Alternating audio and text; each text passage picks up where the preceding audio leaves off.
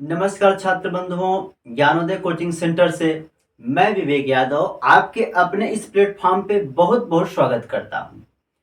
तो आज के इस क्लास में हम पढ़ने वाले हैं टाइप्स ऑफ सेंटेंस अर्थात वाक्य के प्रकार के बारे में, जिसमें हम पढ़ेंगे टाइप्स ऑफ सेंटेंस अर्थात वाक्य के प्रकार में पहला प्रकार असर्टिव सेंटेंस या फिर डिक्लेरेटिव सेंटेंस के बारे में।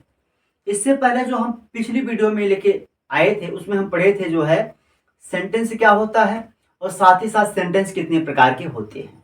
तो उसमें हमने पढ़ा था कि जो सेंटेंस होते हैं वो मुख्यतः 5 प्रकार के होते हैं। तो जो भी छात्र बंधु पिछले क्लास के लेक्चर को नहीं देखे हैं वो उस लेक्चर को इस वीडियो के डिस्क्रिप्शन में जाके वहां पे लिंक दिया गया है, वहां से देख सकते हैं। तो आइए इस क्लास को हम आज यहाँ से स्टार्ट करते हैं और इस क्लास में हम जानेंगे टाइप्स ऑफ सेंटेंस अर्थात वाक्य के प्रकार के बारे में। जो वाक्य का पहला प्रकार है असर्टिव सेंटेंस या फिर डिक्लेरेटिव सेंटेंस के बारे में हम पढ़ने वाले हैं। देखिए, अगर आप असर्टिव सेंटेंस कहेंगे तो उसे हिंदी में आप स्वीकारात्मक वाक्य कहेंगे। यदि आप डिक्लेरेटिव सेंटेंस कहेंगे तो उसे आप हिंदी में कथनात्मक वाक्य कहेंगे। ठीक है, तो आइए सबसे पहले हम असर्टिव या फिर डिक्लेरेटिव सेंटेंस की डेफिनेशन अर्थात परिभाषा को पढ़ने का प्रयास करते हैं और जानने का भी प्रयास करते हैं। यहाँ पे इसकी परिभाषा दी गई है, द सेंटेंसेस ऐसे वाक्य विच इन्फॉर्म जो सूचना देते हैं to be or not to be होने या न होने की, इन एक्शन किसी कार्य के, थिंग किसी वस्तु के, और लिविंग या फिर किसी सजीव के, आर कार्ड असर्टिव सेंटेंस कहलाते हैं। अतः हम कह सकते हैं कि असर्टिव सेंटेंस ऐसे सेंटेंस होते हैं जो किसी कार्य, किसी वस्तु या फिर किसी जीव के होने या न होने की सूचना देते हैं। इसे एक एग्जाम्पल के माध्यम से समझे, लेकिन एग्जाम्पल को समझने से पहले देखिए यहाँ पे एक नोट पॉइंट है, आपको इस नोट पॉइंट पे विशेष ध्यान देना है प्यारो। ठीक है, यहाँ पे दिया है कि जो असर्टिव सेंटेंस होता है एंड्स विद फुल स्टॉप अर्थात असर्टिव सेंटेंस का जो इंग्लिश वाला वाक्य होता है उसके अंत में इस एक विशेष प्रकार के प्रतीक का प्रयोग किया जाता है जिसे हम फुल स्टॉप कहते हैं। हिंदी में इसी को हम पूर्णविराम कहते हैं। तो हिंदी वाक्यों में, ठीक है, जो वाक्य के अंत में फुल स्टॉप प्रयोग होता है पूर्णविराम, वो कुछ इस तरह का होता है हिंदी वाक्य में। ठीक है, और अंग्रेजी में कुछ इस तरह का होता है। तो आइए सबसे पहले हम एग्जाम्पल के माध्यम से असर्टिव सेंटेंस को पढ़ने का प्रयास करते हैं, फिर हम आगे इसी वीडियो में जानेंगे कि असर्टिव सेंटेंस कितने प्रकार का होता है। यहाँ पे हमने 2 एग्जाम्पल लिया है। पहला एग्जाम्पल है रोहित इज प्लेइंग, अर्थात इस वाक्य में रोहित है, कोई जो है कि काम कर रहा है, क्या, प्लेइंग मतलब खेलने का। अतः हम कह सकते हैं कि जो रोहित इज प्लेइंग वाला सेंटेंस है, ठीक है, इससे प्लेइंग अर्थात खेलने, खेलना क्या, एक्शन, उस कार्य के होने की बात कही जा रही है। तो हम कह सकते हैं कि आपका असर्टिव सेंटेंस है। ठीक है, this is a marker, this मतलब यह कोई वस्तु है जिसके मार्कर होने की सूचना मिल रही है। अतः हम कह सकते हैं कि आपका असर्टिव सेंटेंस है। ठीक है, यहाँ किसी सजीव की बात की जाए, मतलब सजीव के होने की, जैसे मैं यहाँ पे लिख देता हूँ, यहाँ पे मैं तीसरा एग्जांपल लिख देता हूँ जिसमें सजीव के होने की बात की जाएगी। जैसे मैं लिख देता हूँ that is a rabbit, that is a rabbit, वह एक खरगोश है, अर्थात वह कोई जीव है जिसके खरगोश होने की बात कही जा रही है। ठीक है, तो जैसा कि आपको ये समझ में आ गया होगा, तो हमने कहा इसमें न होने का भी बोध होता है, किसी कार्य के और किसी वस्तु के या फिर किसी सजीव के न होने की सूचना भी इन वाक्यों से मिलती है। तो उसमें नॉट लगा रहेगा, जिसमें न होने की सूचना मिलेगी उसमें नॉट लगा रहेगा। जैसे मैं कहूँ Rohit is not playing, Rohit नहीं खेल रहा है, अर्थात रोहित के द्वारा जो क्रिया है खेलने के न होने की सूचना मिल रही है इस वाक्य से। जैसे मैं कहूँ this is not a marker, यह एक मार्कर नहीं है। इस वाक्य से यह बताया जा रहा है कि यह कोई वस्तु है जिसके मार्कर न होने की सूचना मिल रही है। मैं कहूँ that is not a rabbit, वह एक खरगोश नहीं है, अर्थात वह कोई जीव है जिसके खरगोश न होने की सूचना मिल रही है। अतः हम कह सकते हैं इससे होने या न होने के संदर्भ में जो भी होता है हमने एग्जाम्पल के माध्यम से समझने का प्रयास किया है। ठीक है, तो आइए इसको हम करते हैं इरेज और हम पढ़ते हैं नेक्स्ट टॉपिक पे, जिसमें हम पढ़ेंगे टाइप्स ऑफ असर्टिव सेंटेंस की असर्टिव सेंटेंस कितने प्रकार के होते हैं। ठीक है, यहाँ देखिए, यहाँ पे दिया है अगली हेडिंग में types of assertive sentence, assertive sentence के प्रकार। तो हम जानते हैं, अगर नहीं भी जानते हैं तो जान जाएंगे। तो जो असर्टिव सेंटेंस होते हैं वो 2 टाइप्स के होते हैं। अर्थात दो प्रकार के होते हैं। ठीक, कौन कौन से? पहला आपका असर्टिव सेंटेंस है अफर्मेटिव या पॉजिटिव सेंटेंस, इसे हिंदी में सकारात्मक वाक्य कहते हैं। दूसरा आपका है नेगेटिव या फिर डेनियल सेंटेंस, इसे हिंदी में नकारात्मक वाक्य कहते हैं। यहाँ जो डेनियल शब्द है, डेनियल का मतलब होता है इनकार करना, अर्थात नकारना का मतलब ही होता है इनकार करना, इसलिए हम नेगेटिव सेंटेंस को डेनियल सेंटेंस भी कहते हैं। ठीक है, तो आइए सबसे पहले हम बात कर लेते हैं अफर्मेटिव या पॉजिटिव सेंटेंस के बारे में। तो ध्यान देना, जो आपका अफर्मेटिव सेंटेंस होता है, एक किसी कार्य, वस्तु या सजीव के होने का बोध कराता है, मतलब टू बी का बोध कराता है। ठीक है, जिस असर्टिव सेंटेंस से किसी कार्य, वस्तु या सजीव के होने की सूचना मिल रही हो, केवल होने की सूचना, तो आपका असर्टिव या फिर पॉजिटिव, वो आपका अफर्मेटिव या फिर पॉजिटिव सेंटेंस कहलाएगा। ठीक है, और जिस भी वाक्य से किसी कार्य, वस्तु या फिर सजीव के नॉट टू बी अर्थात न होने की सूचना मिलेगी, वो आपका हो जाएगा नेगेटिव या फिर डेनियल सेंटेंस हो जाएगा। तो आइए सबसे पहले हम जानते हैं अफर्मेटिव या फिर पॉजिटिव सेंटेंस के बारे में। यदि आपका कोई भी वाक्य है, ठीक है, वो हिंदी में है, ठीक, हिंदी में है, और वो आपका यदि अफर्मेटिव या पॉजिटिव सेंटेंस है, तो उसे आप अंग्रेजी में कैसे बदलेंगे, उसके कुछ स्ट्रक्चर्स अर्थात फार्मूला के बारे में हम जानने वाले हैं।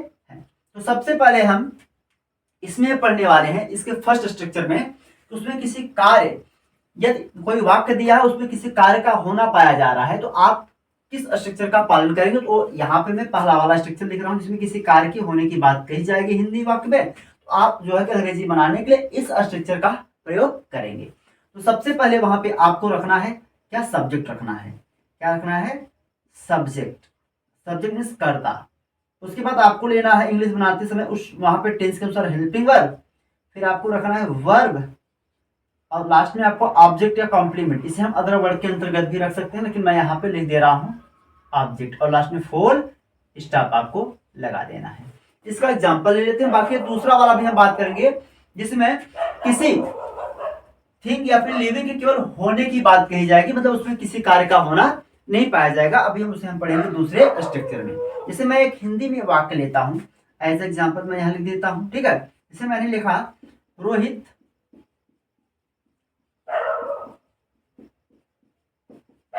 हंस रहा है, ठीक है। हिंदी में तो है रोहित हंस रहा है, अर्थात इस वाक्य से हमें हंसने की कार्य की सूचना मिल रही है, तो हम कर सकते हैं कि आपका अफर्मेटिव सेंटेंस है। ये तो हिंदी में है, अंग्रेजी में बनाने के लिए आपको इस स्ट्रक्चर का पालन करना होगा। तो स्ट्रक्चर में सबसे पहले सब्जेक्ट रखो। सब्जेक्ट मतलब कर्ता। कर्ता मतलब होता है काम करने वाला या फिर जिसके बारे में चर्चा की गई हो, वही आपका सब्जेक्ट अर्थात कर्ता होता है। तो किसी भी वाक्य में यदि उसमें क्रिया अर्थात एक्शन हुआ हो, तो आपको एक्शन से पहले हु अर्थात कौन शब्द का प्रयोग करके प्रश्न करना है। जो उत्तर मिलेगा वही आपका होगा सब्जेक्ट अर्थात कर्ता। तो यहाँ पे काम हुआ है हंसने का, तो मैं उससे पहले कौन, कौन हंस रहा है, तो उत्तर मिल गया रोहित, अर्थात इस वाक्य का जो सब्जेक्ट है कर्ता है वही आपका रोहित है। तो एज ए सब्जेक्ट हम रखेंगे क्या? रोहित। क्या रखेंगे? रोहित। ठीक, अब देखो रोहित, यहाँ पे हेल्पिंग वर्ब दिया है। हेल्पिंग मतलब सहायक क्रिया। तो सहायक क्रिया जब आप टेंस पढ़ते हैं, तो हर एक टेंस में आप किस कर्ता के साथ कौन सा हेल्पिंग वर्ब लगता है आप नियम में पढ़ते हैं। तो हम टेंस पहचाने, रहा है, रही है, प्रेजेंट कंटिन्यूअस टेंस। तो प्रेजेंट कंटिन्यूअस टेंस में जो कि यदि कर्ता एक वचन हो, तो वहां पे हेल्पिंग वर्ब हम इज लगाते हैं। क्या लगाते हैं? इज। और हर टेंस में क्रिया के भी रूप के बारे में बताया गया है, ठीक है। इस टेंस में क्रिया का कौन सा रूप लगता है। तो कंटिन्यूअस चाहे प्रेजेंट का हो, चाहे पास्ट का हो, चाहे फ्यूचर का, हर एक टेंस के कंटिन्यूअस टेंस में जो है कि आपको क्रिया का चौथा रूप अर्थात फर्स्ट फॉर्म में आईएनजी लगाना होता है। तो क्रिया यहाँ पे क्या लगेगा? पहले फर्स्ट फॉर्म लिखे, काम हो रहा है हंसने का, उसका प्रथम रूप हो जाएगा लाफ, LAUGH, लगा देंगे आईएनजी तो हो जाएगा लाफिंग। इस वाक्य में ऑब्जेक्ट नहीं दिया है, लास्ट में लिख देंगे फुल स्टॉप। ठीक, आपको मुझे लगता है ये समझ में आ गया हो, जिसमें किसी कार्य के होने की बात कही जाएगी। हिंदी में वाक्य चाहे जैसा भी हो, अंग्रेजी बनाते समय आपको इस स्ट्रक्चर का पालन करना पड़ेगा। तो आइए अब हम उसकी बात करते हैं जिसमें किसी वस्तु या सजीव के होने की बात की जाएगी, जिसमें कोई कार्य नहीं होगा, उस वाक्य की बात करते हैं। ठीक है, यहाँ पे मैं उसका भी स्ट्रक्चर यहाँ पे लिख देता हूँ। जैसे वहां पे भी आपको सबसे पहले सब्जेक्ट रखना है, फिर आपको हेल्पिंग वर्ब रखना है, सीधा आपको रखना है कॉम्प्लीमेंट और लास्ट में फुल स्टॉप। जैसे मैं कहूं, हिंदी में लिखता हूं, वह एक कुल्हाड़ी है। कुल्हाड़ी जिसे हम देहाती भाषा में टंगारी बोलते हैं, ठीक है, हमारे गांव में, ठीक है, इसको टंगारी कहते हैं। कुल्हाड़ी जो लकड़ी वगैरह काटने के काम में आती है, ठीक। तो वह एक कुल्हाड़ी है, अर्थात वह कोई वस्तु है जिसकी कुल्हाड़ी होने की सूचना मिल रही है। सबसे पहले जिस भी वाक्य में कॉम्प्लीमेंट क्या होता है, कॉम्प्लीमेंट का मतलब होता है पूरक। जो हिंदी वाक्य हो चाहे इंग्लिश वाक्य हो, ठीक है, उसके वाक्य मतलब उस वाक्य के अर्थ को पूरा करने वाले को ही हम कॉम्प्लीमेंट अर्थात पूरक कहते हैं। जैसे यहाँ पे देखो, वह है, क्या है, एक कुल्हाड़ी, अर्थात इस वाक्य का जो कॉम्प्लीमेंट है एक कुल्हाड़ी, यही इस वाक्य का कॉम्प्लीमेंट है। अर्थात एक कुल्हाड़ी कौन है, वह।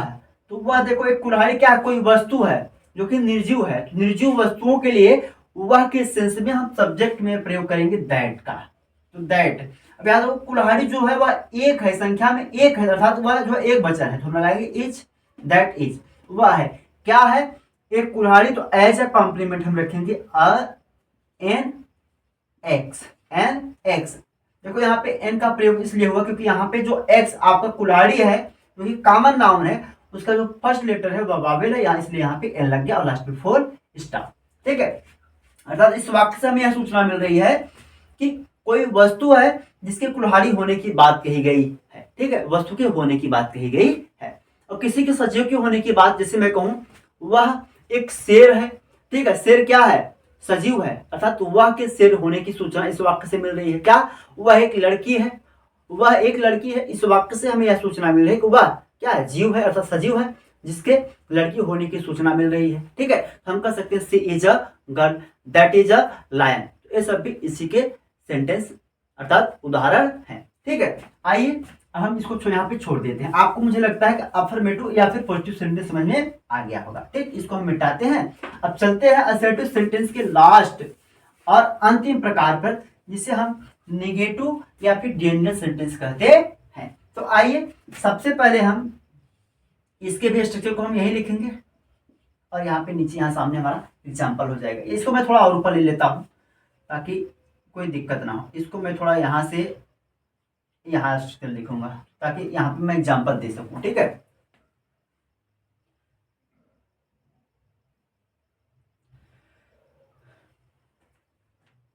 अब हम बात कर लेते हैं नेगेटिव सेंटेंस या फिर डेंजर सेंटेंस के बारे में।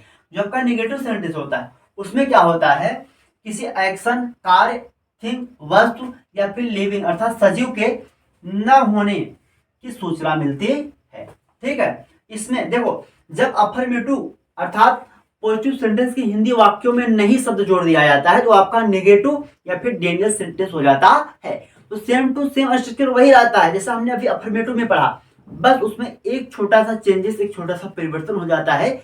वहां हेल्पिंग वर्ब के बाद नहीं शब्द के लिए अंग्रेजी में नॉट का प्रयोग करते हैं। जैसे एग्जांपल के माध्यम से समझते हैं। पहले हम इसमें यह बात करेंगे किसी एक्शन के न होने की सूचना इसमें किस तरह से मिलती है, ठीक है, न होने की सूचना, ठीक। देखो, क्योंकि हम निगेटिव पढ़ रहे हैं तो हमने क्या कहा, इसमें किसी एक्शन, थिंग या वस्तु के नॉट टू बी, न होने की इन्फॉर्म मतलब सूचना मिलती है, ठीक है। तो सबसे पहले हमें पढ़ेंगे किसी एक्शन के न होने की सूचना।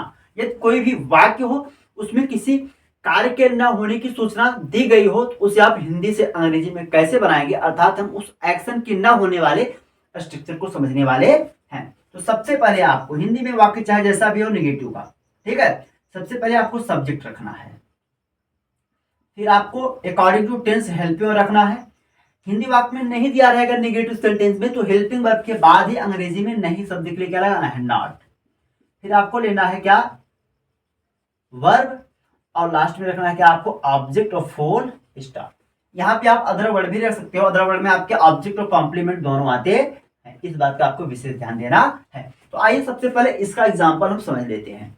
जैसे हमने यहाँ पे, मैं थोड़ा जगह है यहाँ पे एग्जाम्पल लिख देता हूं। देखिए, जैसे मैं कहूं वह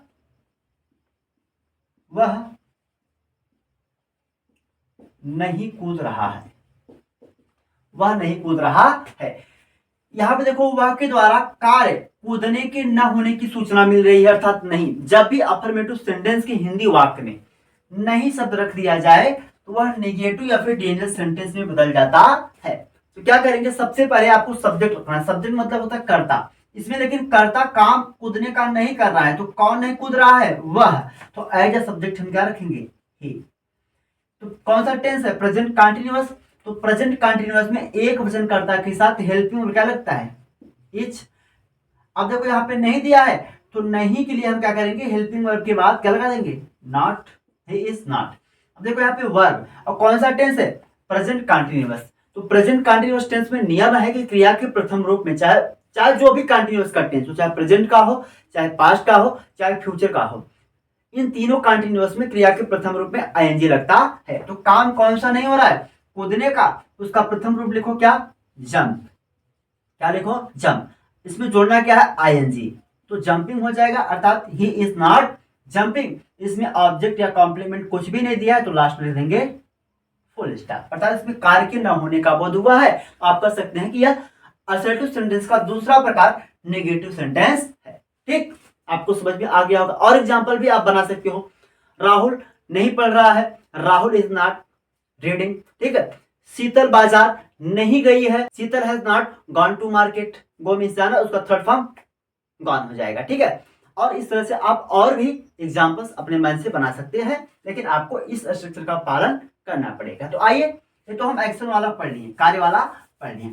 अब हम यहाँ पे बात करते हैं कि मतलब दूसरा वाला जो स्ट्रक्चर बनेगा उसमें किसी वस्तु या फिर किसी सजीव के न होने की बात कही जाएगी। उसमें क्या स्ट्रक्चर आप यूज करेंगे, यहाँ पे आप देख लीजिए। सबसे पहले वहां पे भी आपको सब्जेक्ट ही रखना है, फिर आपको हेल्पिंग में रखना है। हिंदी वाक्य में नहीं दिया रहेगा उसके लिए हेल्पिंग में नॉट रखेंगे। उसके बाद आप रहेंगे कॉम्प्लीमेंट और लास्ट में फुल स्टॉप। जैसे मैं कहूं वह एक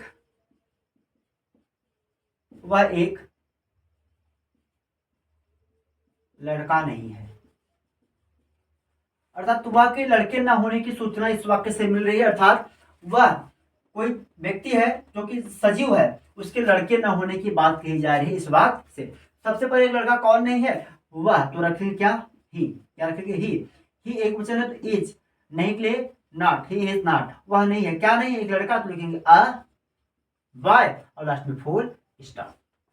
अगर वस्तु की बात करें, जैसे मैं कहूं यह एक मोबाइल नहीं है, अर्थात यह कोई वस्तु है। इस वाक्य से हमें यह सूचना मिल रही है कि यह कोई वस्तु है जो कि मोबाइल नहीं है, तो हो जाएगा this is not a mobile.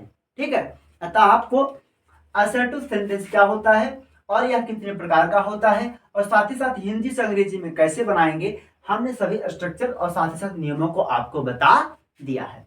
अगर ये वीडियो लेक्चर और टाइप्स ऑफ सेंटेंस में पहला प्रकार आपको अच्छा लगा हो, समझ में आया हो, तो चैनल को सब्सक्राइब कर वीडियो को लाइक शेयर और कमेंट जरूर करिएगा। अभी हम नेक्स्ट वीडियो में चर्चा करेंगे टाइप्स ऑफ सेंटेंस अर्थात वाक्य प्रकार के दूसरे प्रकार इंट्रोगेटिव सेंटेंस के बारे में। तो चलिए हम मिलते हैं उसी लेक्चर में, तब तक के लिए जय हिंद, जय भारत।